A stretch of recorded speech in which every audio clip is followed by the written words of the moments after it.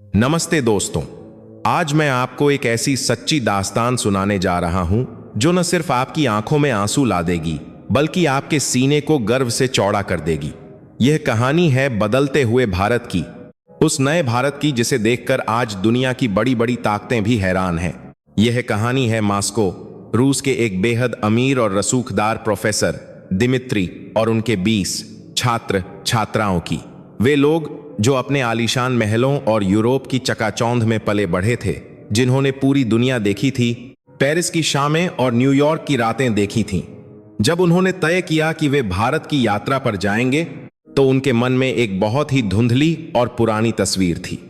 उनके माता पिता और खुद प्रोफेसर दिमित्री को लगता था कि भारत आज भी वही सपेरों का देश है, जहां धूल है, गरीबी है और जहां बुनियादी सुविधाओं का घोर अभाव है। मॉस्को के हवाई अड्डे पर जब वे लोग जमा हुए तो उनके चेहरों पर एक अजीब सी बेरुखी थी। छात्रों में से एक नताशा ने अपने पिता से फोन पर कहा था, पापा आप चिंता मत कीजिए, हम बस कुछ दिन वहां के पुराने मंदिरों को देखेंगे और वापस आ जाएंगे। वहां शायद हमें अच्छा खाना भी न मिले, इसलिए मैंने अपने साथ बहुत सारा सूखा नाश्ता रख लिया है। उन्हें क्या पता था कि अगले 48 घंटों में उनकी सोच, उनका नजरिया और उनकी पूरी जिंदगी बदलने वाली थी। उन्हें नहीं पता था कि जिस देश को वे पिछड़ा समझकर जा रहे हैं, वह देश अब चांद के दक्षिणी ध्रुव पर अपना झंडा गाड़ चुका है। लंबी उड़ान के बाद जब उनका विमान नई दिल्ली के इंदिरा गांधी अंतर्राष्ट्रीय हवाई अड्डे पर उतरा तो रात के 11 बज रहे थे। प्रोफेसर दिमित्री ने सोचा था कि बाहर निकलते ही उन्हें भीड़, शोर और अव्यवस्था का सामना करना पड़ेगा, लेकिन जैसे ही वे विमान से बाहर निकले और टर्मिनल 3 की भव्यता देखी, उनके कदम ठिठक गए। सामने दीवारों पर लगी तांबे की विशाल मुद्राएं, जो भारतीय संस्कृति और योग का प्रतीक थीं, उन्हें देखकर वे मंत्रमुग्ध हो गए। फर्श कांच की तरह चमक रहा था, कहीं कोई शोर नहीं, कहीं कोई धक्का मुक्की नहीं। सब कुछ इतना अनुशासित और भव्य था कि नताशा ने अपना काला चश्मा उतारकर चारों तरफ देखा और अपने साथी से रूसी भाषा में धीरे से कहा, क्या हम वाकई भारत में हैं? यह तो लंदन और न्यूयॉर्क के हवाई अड्डों से भी कहीं ज्यादा आधुनिक और सुंदर लग रहा है। वहां मौजूद भारतीय कर्मचारी, जिन्होंने बड़ी विनम्रता से हाथ जोड़कर नमस्ते के साथ उनका स्वागत किया, उनकी आंखों में एक अलग ही चमक थी। यह चमक किसी गुलामी की नहीं बल्कि आत्मविश्वास की थी। आव्रजन काउंटर पर बैठे अधिकारी ने जब उनकी ओर देखकर मुस्कुराते हुए हिंदी में स्वागत किया और चंद मिनटों में ही बायोमेट्रिक प्रणाली से उनकी जांच पूरी कर दी, तो प्रोफेसर दिमित्री हैरान रह गए। उन्हें याद आया कि पिछले महीने जब वे यूरोप के एक देश गए थे तो उन्हें हवाई अड्डे से बाहर निकलने में 2 घंटे लग गए थे, लेकिन यहाँ तकनीक और परंपरा का ऐसा संगम था कि वे बस देखते रह गए। बाहर निकलते ही उन्हें लगा कि अब तो जरूर टैक्सी वालों की भीड़ उन्हें घेर लेगी, लेकिन यहां उन्हें दूसरा झटका लगा। कतार में खड़ी आधुनिक टैक्सियां और ऐप आधारित कैब सेवा की सुगमता। जब वे अपनी गाड़ी में बैठे और गाड़ी हवाई अड्डे से बाहर निकलकर एक्सप्रेसवे पर दौड़ी तो खिड़की के बाहर का नजारा देखकर उन सभी अमीर छात्रों की नींद उड़ गई। चौड़ी सड़कें, दोनों तरफ जगमगाती हुई स्ट्रीट लाइट्स और हरियाली, यह वह भारत नहीं था जिसके बारे में उन्होंने अपनी पुरानी किताबों में पढ़ा था। गाड़ी चला रहे चालक, जिनका नाम रमेश था, उन्होंने शीशे से पीछे देखा और टूटी फूटी लेकिन साफ भाषा में पूछा, सर आप पहली बार भारत आए हैं? प्रोफेसर ने हां में सिर हिलाया। रमेश ने गर्व से कहा, स्वागत है सर, यह नया भारत है। होटल के रास्ते में उन्हें प्यास लगी। उन्होंने रमेश से गाड़ी रोकने को कहा। रात के 12 बज रहे थे। गाड़ी एक छोटी सी साफ सुथरी दुकान के पास रुकी। छात्रों को लगा कि यहां शायद उन्हें बोतल बंद पानी न मिले या शायद यह सुरक्षित न हो, लेकिन जब वे उतरे तो उन्होंने देखा कि एक साधारण सा दिखने वाला दुकानदार, जिसके कपड़े बहुत साधारण थे, वह अपनी दुकान पर बैठा मुस्कुरा रहा था। नताशा ने पानी की बोतल ली और अपनी जेब से अमेरिकी डॉलर या क्रेडिट कार्ड निकालने लगी। उसे लगा कि यहां शायद कार्ड मशीन नहीं होगी और उसके पास भारतीय मुद्रा नहीं थी। वह परेशान हो रही थी। तभी उस दुकानदार ने एक छोटे से बोर्ड की तरफ इशारा किया, जिसका पोर्ट की पूरा कितार देखते हैं पर एक चौकोर कोड बना हुआ था। रमेश ने हंसते हुए अपना साधारण सा मोबाइल फोन निकाला, उस कोड को स्कैन किया और 1 सेकंड में एक हल्की सी ध्वनि आई, भुगतान सफल। यह देखकर मास्को के उन अमीर छात्रों की आंखें फटी की फटी रह गईं। नताशा चिल्लाई, असंभव! क्या यहाँ सड़क किनारे की एक छोटी सी दुकान पर भी डिजिटल भुगतान होता है? हमारे देश में तो कई बार बड़े मॉल में भी मशीन काम नहीं करती, और यहाँ तो सब्जी बेचने वाले और चाय बेचने वाले भी तकनीक का इस्तेमाल कर रहे हैं। प्रोफेसर दिमित्री, जो अर्थशास्त्र के शिक्षक थे, वे इस दृश्य को देखकर गहरे सोच में पड़ गए। उन्होंने रमेश से पूछा, क्या यह हर जगह है? रमेश ने गर्व से सीना चौड़ा करके जवाब दिया, साहब, आप भारत के किसी भी गांव में चले जाइए। आज मेरा देश बदल गया है। आज भारत का गरीब से गरीब आदमी भी बैंक से जुड़ा है, तकनीक से जुड़ा है। अब हम नकद पैसे रखने की चिंता नहीं करते। यह डिजिटल इंडिया है साहब। उस रात होटल पहुंचकर किसी को नींद नहीं आई। वे सब एक ही कमरे में जमा हुए और चर्चा करने लगे। वे जिस गरीब देश का मजाक उड़ाने आए थे, वह देश तो तकनीक के मामले में उनके अपने देश से भी आगे निकल चुका था। लेकिन यह तो बस शुरुआत थी। असली भारत दर्शन तो अभी बाकी था। अगली सुबह उनका कार्यक्रम था आगरा जाने का। उन्होंने सोचा था कि वे किसी पुरानी खटारा बस में धक्के खाते हुए जाएंगे, लेकिन उनके टूर गाइड ने उन्हें बताया कि वे वंदे भारत एक्सप्रेस से यात्रा करेंगे। स्टेशन पर पहुंचकर जब उन्होंने उस ट्रेन को देखा तो वे अपनी आंखों पर विश्वास नहीं कर पाए। सफेद और नारंगी रंग की वह ट्रेन, जिसका एरोडायनामिक डिजाइन किसी जापानी बुलेट ट्रेन से कम नहीं लग रहा था। जब वे अंदर बैठे तो स्वचालित दरवाजे, घूमने वाली कुर्सियां और वाईफाई की सुविधा देखकर वे सन्न रह गए। ट्रेन जब 160 किलोमीटर प्रति घंटे की रफ्तार से दौड़ी और पानी से भरा गिलास मेज पर रखने पर भी पानी की एक बूंद नहीं छलकी, तो प्रोफेसर दिमित्री ने अपनी डायरी निकाली। उन्होंने कांपते हाथों से रूसी भाषा में लिखा, हमने बहुत बड़ी गलती की है। हमने भारत को पहचानने में बहुत बड़ी भूल की है। यह वो देश नहीं है जो दुनिया से मदद मांगता था। यह वो देश है जो अब अपनी शर्तों पर दुनिया के साथ चलता है। यह ट्रेन, यह तकनीक, यह सफाई, यह सब इस बात का सबूत है कि एक सोता हुआ शेर अब जाग चुका है। सफर के दौरान उनकी बगल वाली सीट पर एक भारतीय परिवार बैठा था, एक बुजुर्ग महिला और उनका बेटा। उस बुजुर्ग महिला ने देखा कि विदेशी छात्र अपने सूखे सैंडविच खा रहे हैं जो वे अपने देश से लाए थे। भारतीय संस्कृति देखिए। उस माताजी ने अपना टिफिन खोला। उसमें से गर्म पराठों और अचार की खुशबू आई। उन्होंने बिना किसी झिझक के, बिना भाषा जाने, उन विदेशी बच्चों की तरफ अपना टिफिन बढ़ाया और इशारे से खाने को कहा। नताशा और उसके दोस्त पहले तो हिचकिचाए। उन्हें सिखाया गया था कि अजनबियों से खाना नहीं लेना चाहिए, लेकिन उस मां की आंखों में जो ममता थी, जो अपनापन था, उसने उनकी सारी शंकाओं को पिघला दिया। जब उन्होंने वह खाना चखा तो उन्हें लगा जैसे वे अपने घर में हैं। नताशा की आंखों में आंसू आ गए। उसने अपनी सहेली से कहा, देखो, हम इन्हें पिछड़ा समझते थे, लेकिन इनके पास जो दिल है वो दुनिया के किसी भी अमीर देश के पास नहीं है। वे हमें जानते तक नहीं, फिर भी हमें अपने बच्चों की तरह खाना खिला रहे हैं। यही है मेरे भारत की असली ताकत। अतिथि देवो भव। हम तकनीक में अमेरिका को पछाड़ सकते हैं, हम चांद पर जा सकते हैं, लेकिन अपनी जड़ों, अपने संस्कारों को नहीं भूलते। आगरा पहुंचकर उन्होंने ताजमहल देखा, लेकिन ताजमहल से ज्यादा वे प्रभावित हुए वहां के बदलाव से।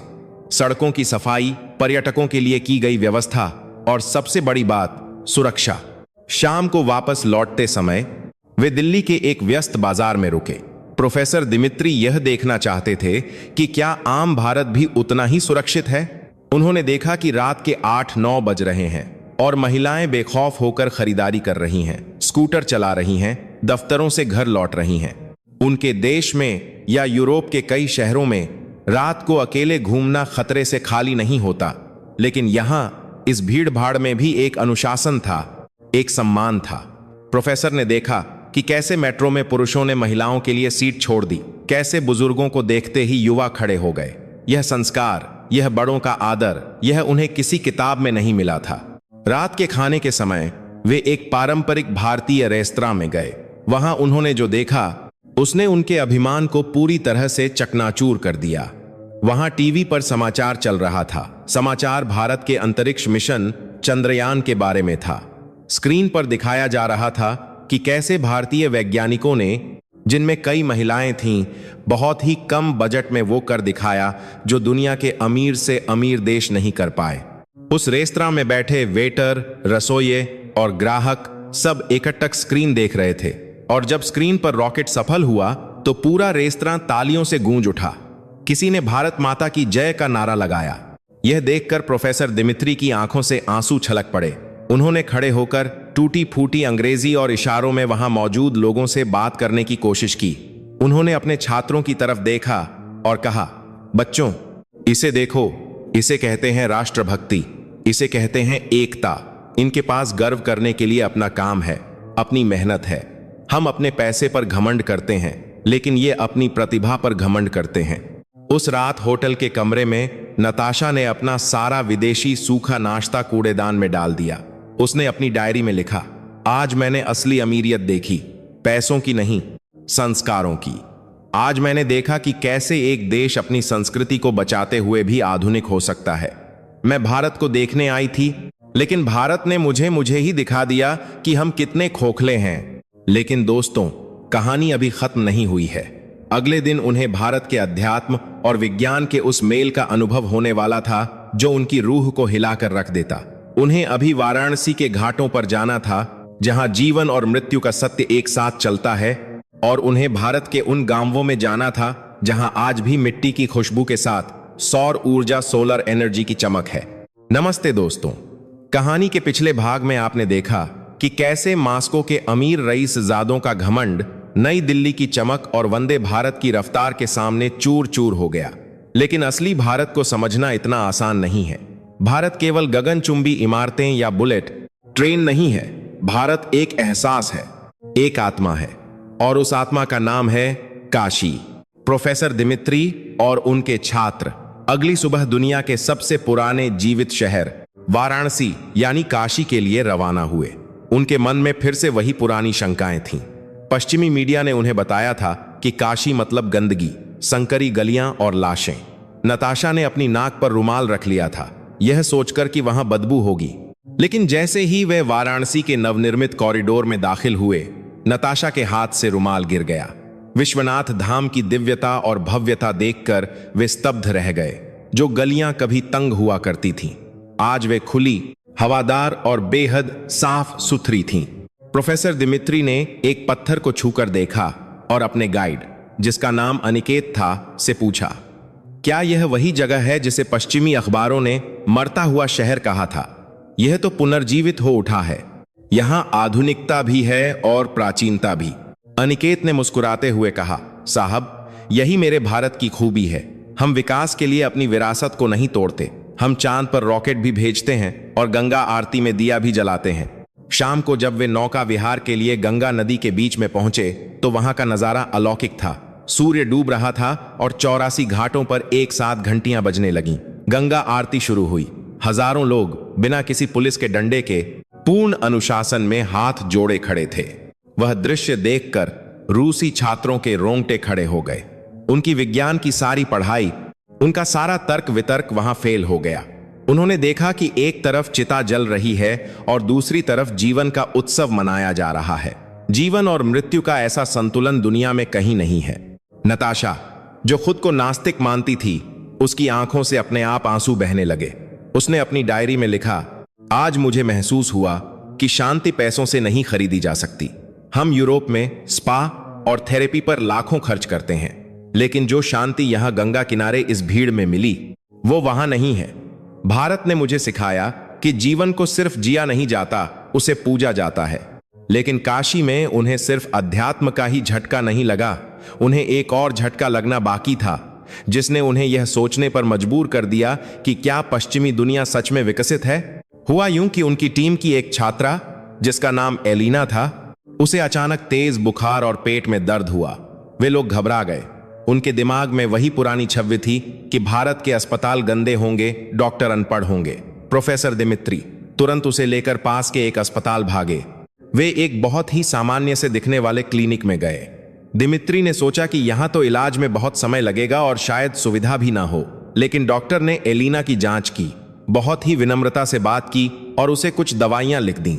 जब दिमित्री दवा लेने मेडिकल स्टोर पर गए तो वे अपने बटुए से $100 लगभग 8,000 रुपये निकालने लगे। उन्हें लगा कि विदेशी होने के नाते उनसे ज्यादा पैसे लिए जाएंगे और दवाइयां महंगी होंगी। दुकानदार ने पर्चा देखा दवाइयां निकाली और कहा 200 रुपये। दिमित्री को लगा शायद उन्होंने गलत सुना। उन्होंने पूछा $200? दुकानदार हंसा और बोला, नहीं सर, 200 रुपये, यानी लगभग $5। दिमित्री सन्न रह गए। उन्होंने दवा के पत्तों को पलट पलट कर देखा। यह वही सॉल्ट था, वही फॉर्मूला था जो रूस या अमेरिका में मिलता था। उन्होंने कांपती आवाज में पूछा, यह कैसे संभव है? यही दवा मास्को में कम से कम $50 की मिलती है। क्या यह नकली है? दुकानदार, जो एक पढ़ा लिखा युवक था, उसने गर्व से कहा, सर, आप दुनिया की फार्मेसी ऑफ द वर्ल्ड में खड़े हैं। भारत दुनिया को सबसे सस्ती और असरदार दवाइयां देता है। हमारे देश की नीति है सर्वे संतु निरामया, यानी सब रोग मुक्त हों। यहां स्वास्थ्य सेवा व्यापार नहीं, सेवा है। हम इंसान की जान की कीमत उसकी जेब देखकर नहीं लगाते।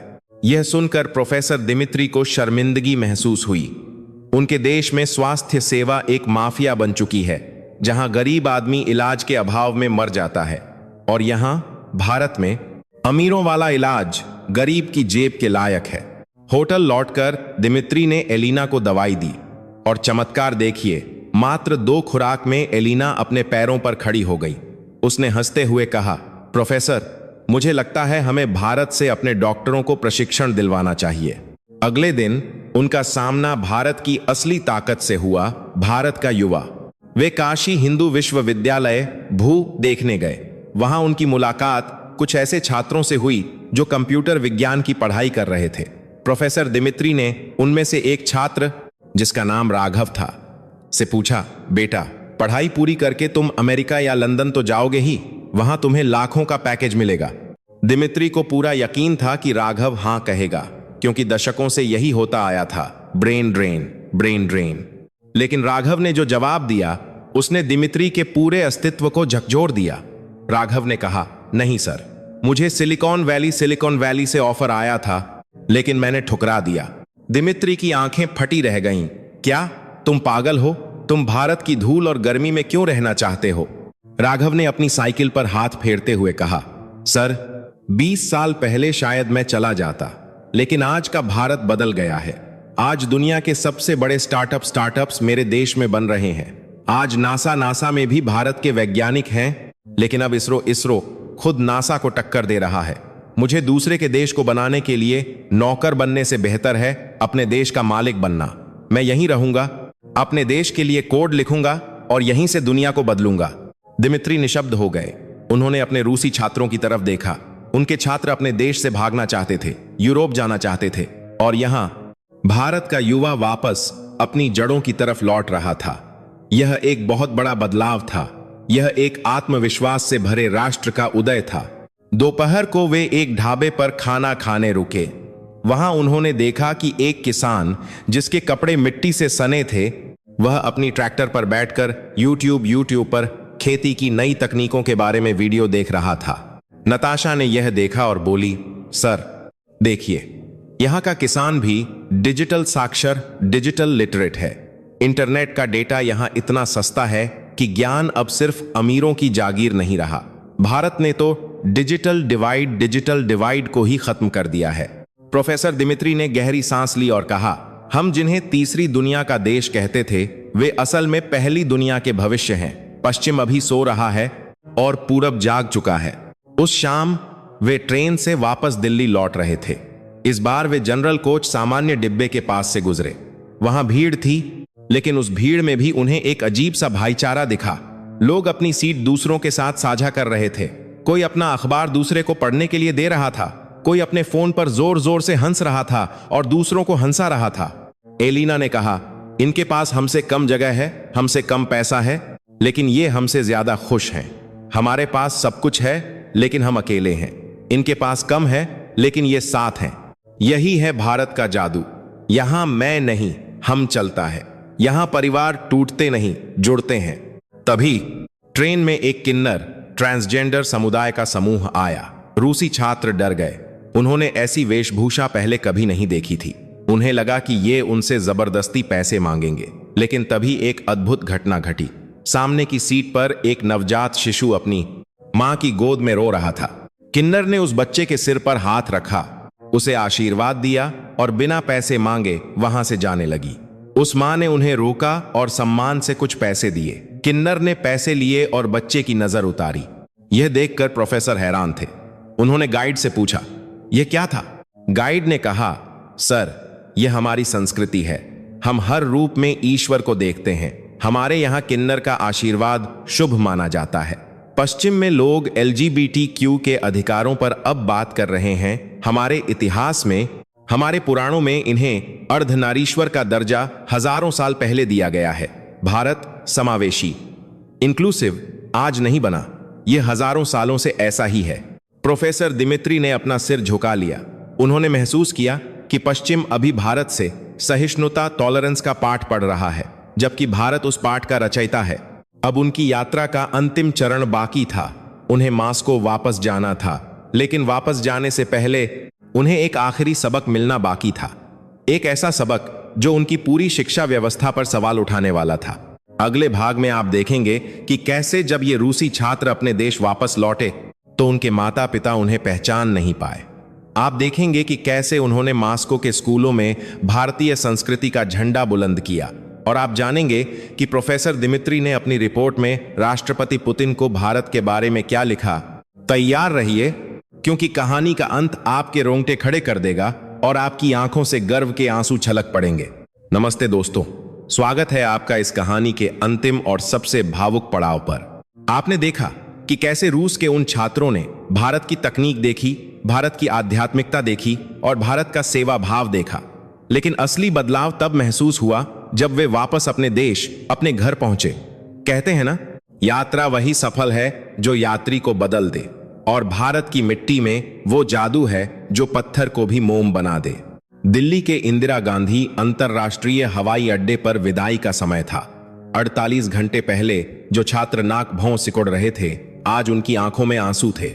नताशा, एलिना और बाकी सभी छात्र अपने गाइड अनिकेत और चालक रमेश के गले लग रहे थे। नताशा ने रमेश से कहा, भैया, आपने हमें सिर्फ दिल्ली नहीं घुमाया, आपने हमें इंसानियत का पाठ पढ़ाया है। रमेश, जो एक साधारण चालक था, उसकी आंखों में भी पानी आ गया। उसने हाथ जोड़कर कहा, मेम साहब, हमारा देश जैसा भी है दिल वाला है, फिर आइएगा। विमान ने उड़ान भरी मास्को की तरफ, लेकिन उस विमान में बैठे 22 लोग अब वो नहीं थे जो आए थे। वे अब भारतीय हो चुके थे, विचारों से, संस्कारों से। मास्को हवाई अड्डे पर जब वे उतरे तो वहां कड़ाके की ठंड थी, 0 से भी नीचे का तापमान, लेकिन उनके दिलों में भारत की गर्मी थी। बाहर उनके माता पिता अपनी महंगी गाड़ियों के साथ उनका इंतजार कर रहे थे। यही वो पल था जिसने रूसी अभिभावकों को जीवन का सबसे बड़ा झटका दिया। नताशा ने जैसे ही अपने पिता, जो रूस के एक बड़े तेल व्यापारी थे, को देखा, वह दौड़ी। पिता ने सोचा कि बेटी गले मिलेगी या हाय डैड कहेगी, लेकिन नताशा ने वह किया जो उसने भारत में सीखा था। वह अपने पिता के कदमों में झुक गई। उसने अपने पिता के पैर छुए। पूरा एयरपोर्ट सन्न रह गया। उसके पिता पीछे हट गए। उन्होंने घबराकर पूछा, नताशा, यह क्या है? क्या तुम ठीक हो? क्या तुम्हें कोई चोट लगी है? नताशा ने खड़े होकर नम आंखों से कहा, नहीं पापा, मैं भारत से सीख कर आई हूं कि जो पिता हमें जीवन देता है, पाल पोस कर बड़ा करता है, उसका स्थान भगवान से भी ऊपर होता है। हम यूरोप में हाथ मिलाते हैं, लेकिन भारत में माता पिता के चरण स्पर्श किए जाते हैं। यह गुलामी नहीं, यह सम्मान है। उसके पिता की आंखों में आंसू आ गए। उन्होंने आज तक अपनी बेटी को इतना विनम्र कभी नहीं देखा था। वे हमेशा सोचते थे कि उनकी बेटी जिद्दी है, बिगड़ैल है, लेकिन भारत ने उसे संस्कार सिखा दिए थे। सिर्फ नताशा ही नहीं, एलिना और बाकी छात्रों के माता पिता भी हैरान थे। घर जाकर जब खाने की मेज सजी तो एक और बदलाव देखने को मिला। नौकर ने चांदी के कांटे और चम्मच, फोर्क एंड स्पून रखे थे, लेकिन छात्रों ने उन्हें एक तरफ हटा दिया। उन्होंने अपने हाथ अच्छी तरह धोए और हाथों से खाना शुरू किया। उनकी मां ने टोका, यह क्या असभ्य तरीका है? प्रोफेसर दिमित्री, जो उस दावत में मौजूद थे, उन्होंने मुस्कुराते हुए जवाब दिया, मैडम, यह असभ्यता नहीं है। भारत में लोग कहते हैं कि जब हम हाथ से खाते हैं तो हमारा भोजन के साथ सीधा संपर्क होता है। यह पाचन के लिए भी अच्छा है और यह हमें याद दिलाता है कि यह अन्न हमें धरती मां ने दिया है। हम मशीनों की तरह खाना नहीं खाते, हम भोजन का आदर करते हैं। उस रात मास्को के उन आलीशान घरों में देर रात तक बातें होती रहीं। बच्चे अपने माता पिता को चंद्रयान की सफलता की कहानियां सुना रहे थे। वे काशी के घाटों की शांति का वर्णन कर रहे थे और वे बता रहे थे कि कैसे एक ऑटो रिक्शा वाले ने उनका फोन वापस किया था जो गलती से छूट गया था। ये कहानियां जंगल की आग की तरह फैली। नताशा ने अपने इंस्टाग्राम पर एक वीडियो डाला। वीडियो का शीर्षक था my India diary, the land of gods, मेरी भारत डायरी, देवताओं की भूमि। उस वीडियो में उसने दिखाया कि कैसे भारत की सड़कें अब यूरोप जैसी हो गई हैं, लेकिन वहां के लोगों का दिल अभी भी कोमल है। उसने दिखाया कि कैसे भारत में गाय को भी रोटी खिलाई जाती है। उसने कहा, हम रूस में अपने पालतू कुत्तों से प्यार करते हैं, लेकिन भारत में वे चींटियों को भी चीनी डालते हैं। वे मानते हैं कि हर जीव में ईश्वर है। वह वीडियो रातों रात वायरल हो गया। रूस के युवाओं ने, जो हमेशा अमेरिका और यूरोप के सपने देखते थे, पहली बार पूरब की ओर, भारत की ओर देखना शुरू किया। हजारों कमेंट्स आए। लोग लिख रहे थे, क्या सच में भारत ऐसा है? हमें भी भारत जाना है। हमें अपनी मीडिया ने झूठ बोला था कि भारत गरीब है। इस पूरी यात्रा का निष्कर्ष प्रोफेसर दिमित्री की उस रिपोर्ट में था जो उन्होंने मास्को विश्वविद्यालय और रूसी सरकार को सौंपी। उस रिपोर्ट के शब्द आज हर भारतीय को, चाहे वह दुनिया के किसी भी कोने में हो, गर्व से भर देंगे। प्रोफेसर दिमित्री ने अपनी रिपोर्ट के अंत में लिखा, आदरणीय महोदय, हम पश्चिम के लोग सोचते हैं कि विकास का मतलब है ऊंची इमारतें और तेज गाड़ियां, लेकिन भारत जाकर मुझे समझ आया कि असली विकास वह है जहां तकनीक और परंपरा साथ साथ चलें। भारत अब वह देश नहीं है जो सपेरों के लिए जाना जाता था। आज का भारत वह है जो जगुआर और लैंड रोवर जैसी कंपनियों का मालिक है, जिन्होंने कभी उन पर राज किया था। आज का भारत वह है जिसका बेटा ऋषि सुनक ब्रिटेन का प्रधानमंत्री बनता है। आज का भारत वह है जिसकी दवाइयां, वैक्सीन दुनिया की जान बचाती हैं। हमें भारत से डरने की जरूरत नहीं है, लेकिन हमें भारत से सीखने की बहुत जरूरत है। हमें उनसे सीखना होगा कि परिवार को कैसे जोड़े रखा जाता है। हमें उनसे सीखना होगा कि कम संसाधनों में भी खुश कैसे रहा जाता है। 21वीं सदी अमेरिका या चीन की नहीं होगी। जिस तरह से भारत का युवा जाग होगी, लेकिन हमें भारत से भारत का हजाल देखी बचा कोगी उठा है। जिस तरह से वे अपनी संस्कृति पर गर्व करते हैं, मुझे यह कहने में कोई संकोच नहीं है कि 21वीं सदी भारत की सदी होगी। यह भारतवर्ष का युग है। दोस्तों, प्रोफेसर दिमित्री की यह भविष्यवाणी आज सच हो रही है। आज जब हम देखते हैं कि दुनिया के सबसे बड़े सीईओ चयो भारतीय हैं, जब हम देखते हैं कि योग को पूरी दुनिया अपना रही है, तो हमें यह समझना होगा कि हमारी ताकत हमारी नकल करने में नहीं, बल्कि मूल ओरिजिनल रहने में है। हमें पश्चिम का अंधानुकरण नहीं करना है। हमें अपनी धोती कुर्ते पर, अपनी हिंदी भाषा पर, अपने त्योहारों पर गर्व करना होगा, क्योंकि दुनिया अब झुक रही है और वह उसी के सामने झुकती है जो अपनी जड़ों से जुड़ा होता है।